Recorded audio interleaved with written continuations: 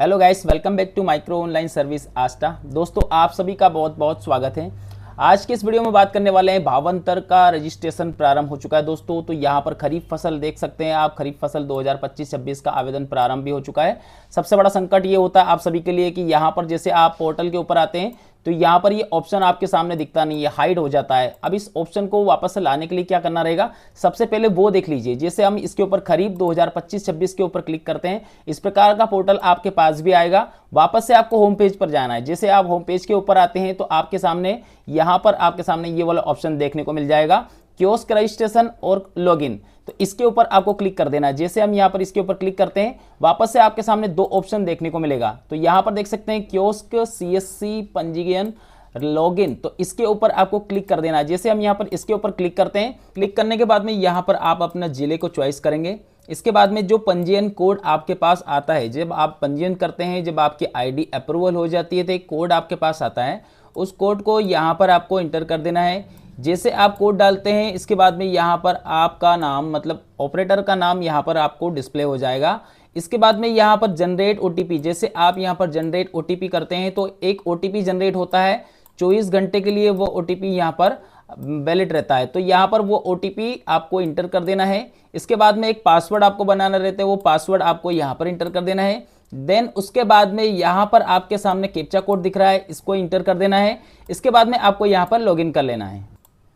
अब देखिए, जो आईडी मेरे पास है वो है सीएससी आईडी, राइट। तो यहाँ पर सीएससी आईडी से ही मैं आपको कंप्लीट रजिस्ट्रेशन बताने वाला हूँ।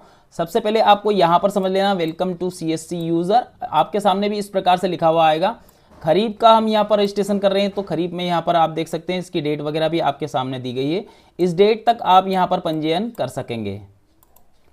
अभी अगर आपको नया रजिस्ट्रेशन करना है तो यहाँ पर देख सकते हैं नया किसान पंजीयन, मतलब उसका पंजीयन नया होगा जिन्होंने अभी तक कोई सा भी, आप गेहूं का पंजीयन हो, सोयाबीन का पंजीयन हो, मतलब खरीफ रबी किसी का भी आपने पंजीयन नहीं किया तो ही आप यहाँ पर नए आवेदन में करेंगे। नहीं तो अगर आपने इससे पहले कोई सा भी पंजीयन किया है तो आपको ओल्ड किसान पंजीयन इसके ऊपर क्लिक करना होगा। सारी जानकारी कंप्लीट होने के बाद आपकी जो स्लिप रहती है उस स्लिप को आप यहाँ से निकाल सकते हैं, ठीक है। तो इस प्रकार से तीनों आपके सामने ऑप्शन रहता है। हमारे पास जिस एप्लीकेंट का हम कर रहे हैं उनका गेहूं का पंजीयन हुआ था, मतलब रबी का पंजीयन हुआ था, तो यहाँ पर खरीफ और रबी सॉफ्टवेयर तो एक जैसा रहता है, डेटा एक जैसा ही रहता है। तो आप भी यहाँ पर आप में अगर पहले से आपका आवेदन है, पहले से आपका पास पंजीयन है, तो आपको यहाँ पर ओल्ड किसान पंजीयन इसके ऊपर क्लिक कर देना है। देखिए, यहाँ पर किसान पंजीयन खरीफ 2025-26 पुराने पंजीयन को नया करके रिन्यूअल करें।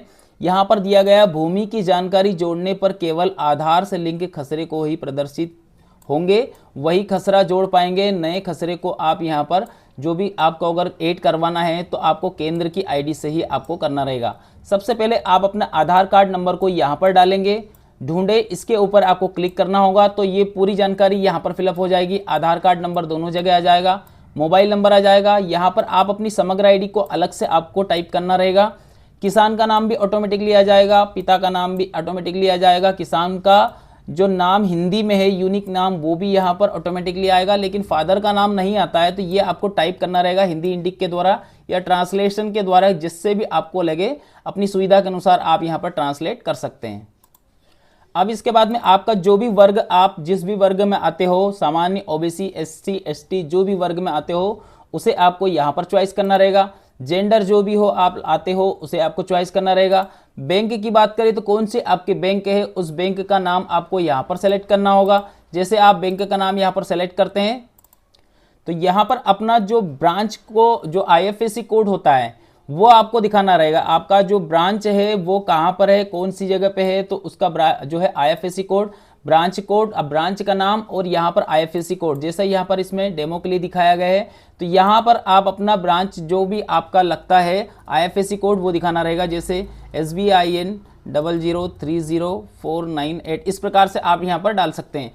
अब यहाँ पर बैंक का आपका खाता क्रमांक दोनों बार आपको इंटर करना रहेगा। अकाउंट नंबर आप गलती से गलत ना डालें। और इसके बाद में एक ज़रूरी बात मैं आपको बताना चाहूँगा, जैसे आप यहाँ पर ये सारी जानकारी फिलअप कर देंगे तो जो पुराना जो किसान कोड है वो ऑटोमेटिकली आ जाएगा। यहाँ पर सेंड ओटीपी एक करना रहेगा।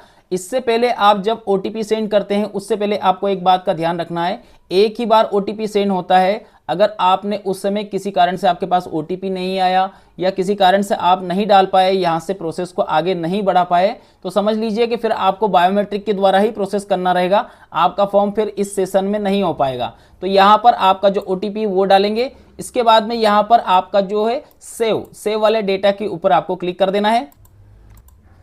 अब देखिए किसान की भूमि से संबंधित जानकारी आपको यहाँ पर दिखाना रहेगा। भूमि का प्रकार क्या है, भूमि का प्रकार में आपके स्वयं के तो स्वयं करेंगे। इसके बाद में भंडारण स्थल आपका किस प्रकार से, भंडारण स्थल है, खेत खलियान है, निवास स्थल है, गोदाम है या अन्य, आपकी जो फसल है उसे आप कहाँ रख रहे हो तो वो आपको यहाँ पर दिखाना रहेगा। जिला कौन सा है, तहसील कौन सी लगती है, वो आपको यहाँ पर सब दिखाना रहता है।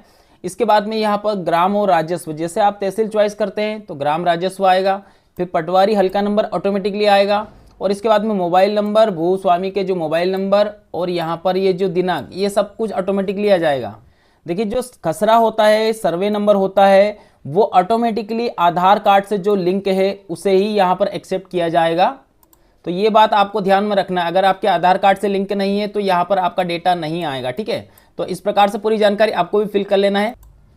अब देखिए जैसे आप यहाँ पर खसरे को ऐड करते हैं तो यहाँ पर लिखा हुआ आता है कृपया खसरे का चयन करें। अब यहाँ पर आपके सामने खसरे का चयन करने का ऑप्शन भी नहीं आ रहा है और वापस से यहाँ पर ही पूरी जानकारी आकर के थम जाती है।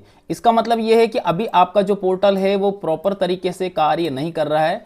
ये जो आईडी है ये CSC MP ऑनलाइन वाली आईडी है, उसी से ही मैं पूरी प्रोसेस दिखा रहा हूँ। तो अभी आपको थोड़ा सा वेट कर लेना, थोड़ा इंतजार कर लेना है। यहाँ पर भूमि ऐड करेंगे, इसके ऊपर आप जैसे क्लिक करते हैं ना तो आपकी पूरी जानकारी यहाँ पर ऑटोमेटिकली उठाएगा, क्योंकि ऊपर देखेंगे एक जानकारी इसमें लिखा हुआ भी है, मैं बता देता हूँ आपको। देखिए इसमें दो वजह हो सकती है, आपका जो पंजीयन ना होने का कारण से दो वजह होती है।